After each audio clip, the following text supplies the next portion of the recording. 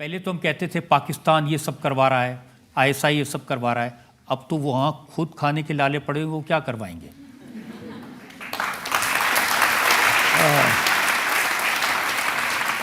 नहीं, उनके हालात तो ख़राब है, मैं मानता हूँ, और इसके भी कारण हैं और उनको भी सोचना चाहिए कि ये इस स्थिति पर कैसे पहुँचे, क्योंकि उन्होंने अगर डेवलपमेंट को बिल्कुल परे कर दिया, पूरा जो उनका फोकस जो था अपनी फ़ौज पे था और आतंकवाद पे था। डिप्लोमेटिकली भी काफ़ी टाइट आपने कर दिया। मैंने सुना कि प्रेसिडेंट बाइडेन से बहुत रिक्वेस्ट की, प्रिंस सलमान से बहुत रिक्वेस्ट की कि 1 घंटा ही हमारे यहाँ रुक जाओ, हमारी इज्जत रह जाएगी। अच्छा, नहीं, इसकी मुझे जानकारी नहीं। हमसे नहीं पूछते, क्योंकि पहले तो ये होता था कि अगर यूएस प्रेसिडेंट इंडिया आ रहे हैं तो आते जाते वहाँ पाकिस्तान में रुकेंगे, या सऊदी के प्रिंस आ रहे हैं तो वो रुकेंगे। अब वो बंद हो गया। देखिए, वो एक किस्म से ऐसी परंपरा थी, और ये थी क्योंकि लोग जो हैं इंडिया पाकिस्तान को, मैं 1950-60s की बात कर रहा हूँ, 70s की भी थोड़ी बहुत, लोग जो हैं हमें एक किस्म से एक स्तर पे मानते थे। तो जब, और ये आपने देखा होगा कि सालों से जो भी यहाँ आता था, जो वहाँ आता था, माने एक जगह तो दूसरी जगह उनको जाना ही पड़ता था। पर पिछले, मैं कहूँगा 9-10 साल से ये प्रक्रिया जो है ये बंद हो गई है, और आजकल लोगों का इंटरेस्ट, क्योंकि दुनिया, देखिए दुनिया का क्या इंटरेस्ट है, दुनिया का इंटरेस्ट है कि टेक्नोलॉजी में है, टैलेंट में है, इकोनॉमी में है, सुरक्षा में है।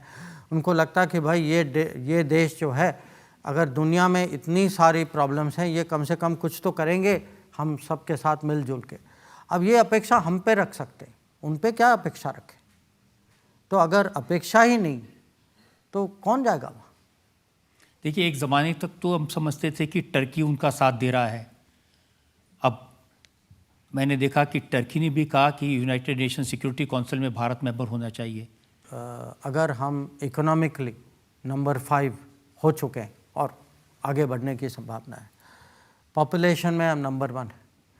अगर आप लोगों से पूछेंगे कि अगर टेक्नोलॉजी के साथ आप 3 देश जोड़िए दुनिया में, तो वो भारत का नाम लेंगे।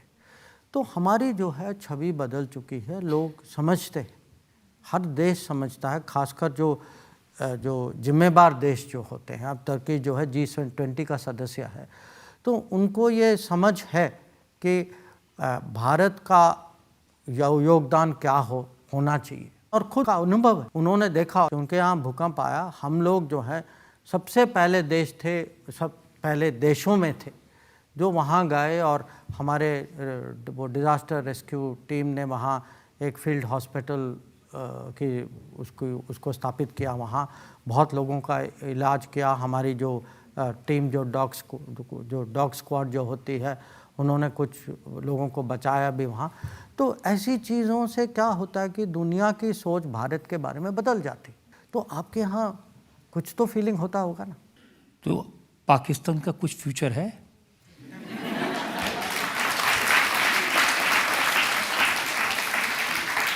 हम अगले सवाल पे जा सकते हैं। अगला सवाल जनता से ले लेते हैं। हमने काफ़ी तस्वीरें और वीडियोस देखे हैं पीओके से। वहाँ के लोग मोदी सरकार से ये डिमांड करते हैं कि उन्हें भारत में शामिल कर लिया जाए, तो क्या मोदी सरकार उनकी मदद करेंगे? करीब 30 साल पहले हमारे संसद ने तय किया था, और ये इस संसद का एक रेजोल्यूशन है इस पे, कि पीओके जो है ये भारत का बिल्कुल, it's a integral part of India, and it will always remain सो। तो अभी जो है वो हमें एक किस्म से विरासत में ये प्रॉब्लम मिली है। तो आगे जो होगा वो हमें देखना होगा, क्योंकि आप जानते हैं कि अब जो हमारी अभी तक जो बातचीत हो रही थी कि दुनिया भी बदल रही है, भारत भी बदल रहा है, पाकिस्तान भी बदल रहा है, तो आगे किस दिशा में जाएंगे ये कहना अभी थोड़ा मुश्किल है बहुत। इसीलिए पूछ रही कि क्या पाकिस्तान का नक्शा भी बदलेगा थोड़ा बहुत? नहीं, पीओके जो है ये पाकिस्तान के नक्शे में नहीं है, ये भारत के नक्शे में। डॉक्टर जयशंकर, आपकी पूरी बैकग्राउंड मैंने देखी, जीवन भर डिप्लोमेट रहे, जिस परिवार से आप आते हैं, आपके पिता वो भी इंटरनेशनल फेम के लोग थे, आपके परिवार में सब अंतर्राष्ट्रीय है, तो फिर राजनीति में कैसे आ गए? मैं 41 साल के बाद मैंने फॉरेन सर्विस से रिटायरमेंट ली। उसके बाद मैं कॉरपोरेट सेक्टर में गया। मैं उस समय टाटा ग्रुप के साथ मैं काम कर रहा था, तो अच्छी पोजीशन थी, अच्छी नौकरी थी, आराम की नौकरी थी। और फिर अचानक एक दिन चुनाव के बाद, 19 के चुनाव के बाद मुझे कहा गया कि आप प्रधानमंत्री से आके मिले, और उनका कहना था कि आप कैबिनेट को ज्वाइन करिए। तब तक मैंने एक सेकंड के लिए मेरे मन में नहीं था कि मैं पॉलिटिक्स में जाऊं। मेरे परिवार में कोई पॉलिटिक्स में नहीं है। हो भी नहीं सकता ना। आपके तीनों बच्चे देश के बाहर हैं, आपकी वाइफ भी जापानी है। पर वो इंडियन नेशनल है। जो नॉन पॉलिटिकल लोग जो होते हैं, उनके मन में कभी कभी ये आता है कि भाई देश की तरक्की होनी चाहिए, अगर यहाँ मैं कुछ कंट्रीब्यूट कर सकता हूँ तो अच्छा होगा। तो जिस किस्म से, जिस तरीके से पीएम ने कहा, तो मुझे लगा कि मुझे उनके हाथ मजबूत करने के लिए जो कॉरपोरेट नौकरी जो है वो छोड़ के राजनीति में आना चाहिए। पर जब मैं मंत्री बना तो उस टाइम मैं कोई पॉलिटिकल पार्टी का सदस्य नहीं था, तो वो जो है मैंने उसके बारे में भी सोचा, मैंने 1 महीना सोचा और फिर मैंने वो निर्णय लिया। मोदी जी किसी को अपनी सरकार में कैबिनेट मिनिस्टर बनाएंगे तो फैसला हम ही होगा ना। नहीं, वो तो सोचने का स्कोप क्या है? नहीं, ऐसा है कि जो पॉलिटिकल लोग हैं ना, उनके लिए हाँ होगा। मेरे जैसे व्यक्ति जिसके मन में पॉलिटिक्स नहीं था, आप जहाँ पहुंचे हैं, पॉलिटिकल लोगों को वहाँ पहुंचने में 50 साल लग जाते हैं। नहीं, देखिए, दरियाँ बिछाते हैं, माइक लगाते हैं। नहीं, देखिए, बड़े पापड़ बेलते हैं लोग। नहीं, ऐसा है, मेरे लिए सरप्राइज था। जो आप किसी आदमी को आप अचानक कुछ पूछ लेते हैं जो उसके लिए सरप्राइज है, तो थोड़ा तो समय लगता है ना। तो वो मेरा अनुभव था। पर जो आपने कहा कि मेरा जो परिवार जो है एक किस्म से इंटरनेशनल है, वो है। और पर इस पे मैं 2 कमेंट कहूँगा कि देखिए, आज जो है करीब 3 करोड़ हमारे नागरिक और भारतीय मूल के लोग देश के बाहर रहते हैं। उनका भी देश के प्रगति में बहुत बड़ा योगदान होता है। कि आप देखें कि जब कुछ संकट का समय आता है, और आया था जब हम लोगों ने न्यूक्लियर टेस्ट किया था, हमारे खिलाफ फाइनेंशियल माने किस्म से सैंक्शन लगे थे, तो उस टाइम या आज भी अगर आप रेमिटेंस देखें, जितना रेमिटेंस दुनिया से भारत में आता है, फॉरेन इन्वेस्टमेंट से ज़्यादा रेमिटेंस की संख्या होती है। तो ये लोग जो भारत के बाहर काम करते हैं, ये मैं कह सकता हूँ। देखिए, मैं 40 साल में करीब मैं 30 साल मैं देश के बाहर था। जब देश के बाहर कोई आदमी होता है ना, देश के बारे में ज़्यादा सोचता है। और मेरे केस में तो मैं विदेश सेवा में था, 4 जगह मैं राजदूत था। और जब देश की माने सेवा में देश की प्रतिनिधि होते हैं, तो उस समय देश के बारे में गर्व ज़्यादा होता है। तो मैं कहूँगा कि जो हम लोग जो देश को रिप्रेजेंट करते हैं, हम जो हैं सुपर नेशनलिस्टिक लोग होते हैं। क्योंकि हमारे लिए नेशनलिज्म जो है ये कोई भाषण का मामला नहीं है, हमारे लिए रोज़ का मामला है। कि वो देश का जो गर्व और जो जिम्मेदारी जो होती, उसको हम हर समय अपने साथ रखते हैं। तो इसीलिए जब मोदी जी विदेश जाते हैं तो वो इंडियन डायस्पोरा के लोगों को एड्रेस करते हैं।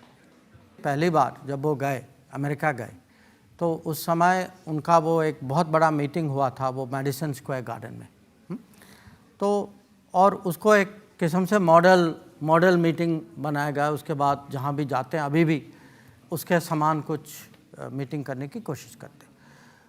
उनको लगा उस टाइम कि इसमें एक तो जो हमारी समुदाय जो है, उनको लगना चाहिए कि भारत जो है, भारत जो उन्होंने कहा कि हमारा रिश्ता जो है ये पासपोर्ट का रिश्ता नहीं, ये खून का रिश्ता है, ये खून का रिश्ता है। और एक किस्म से उन्होंने ये इमोशनल बॉन्ड बनाया उनके साथ। तो ये जो 3 करोड़ भारतवासी जो और या भारत मूल के लोग जो हैं, उनको लगता है कि भाई ये देश जो है हमें भूला नहीं है, आज भी हमारी देश में इस कीमत है, हमारी आदर सम्मान करते हैं लोग। तो ये मैं कहूँगा ये बहुत अच्छी बात है, और हमारे लिए अगर आप राष्ट्रहित के परिप्रेक्ष्य से देखें, ये हमारे लिए बहुत अच्छी बात। लेकिन मैं देख रहा हूँ धीरे धीरे आप राजनीति के गुर सीख भी रहे हैं। आप देख रहे हैं कि भाई आजकल बजरंग बली का ज़माना है, तो आपने भी अपनी बातों में बजरंग बली को डिप्लोमेट कहना शुरू कर दिया है। नहीं, वो तो देखिए वो राजनीति नहीं है, वो तो मेरा शुरू से विश्वास है कि जो अपने इतिहास और अपनी परंपरा को समझने में और दुनिया के सामने प्रस्तुत करने में मेरा हर समय इंटरेस्ट रहा है। तो जैसे मैंने कूटनीति के बारे में मैंने एक किताब लिखी है, जहाँ मैंने श्री कृष्ण जो हैं उनका जो कूटनीति के साथ संबंध क्या था, उनका योगदान क्या था महाभारत में, उनकी महत्व क्या थी, ये अब दुनिया के सामने रखें तो बहुत सारे ऐसे लोग हैं जो इससे परिचय नहीं। तो भगवान कृष्ण डिप्लोमेट थे और हनुमान जी वो भी डिप्लोमेट, वो श्रीलंका गए, अब उनको एक मिशन दिया गया, मिशन से ज़्यादा वो कर पाए, माँ सीता को खोज भी पाए, उनके साथ कम्युनिकेट भी किया, रावण के शहर को जला भी गए वो। अब ये डिप्लोमेसी की पूंछ में आग लगा के लंका जला दी।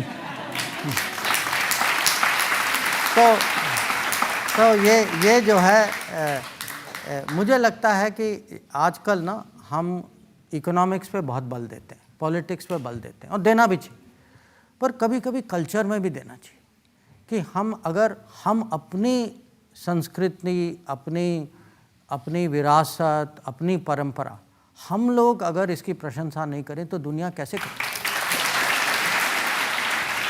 मोदी जी कभी छुट्टी नहीं लेते, तो उसकी इस एनर्जी का सीक्रेट क्या है सर? देखिए ऐसा है, मोदी जी का एनर्जी का सीक्रेट तो मैं नहीं जानता, मैं अपनी एनर्जी का सीक्रेट जानता हूं कि अगर मैं उनके साथ हूं तो मेरी एनर्जी आ जाती है।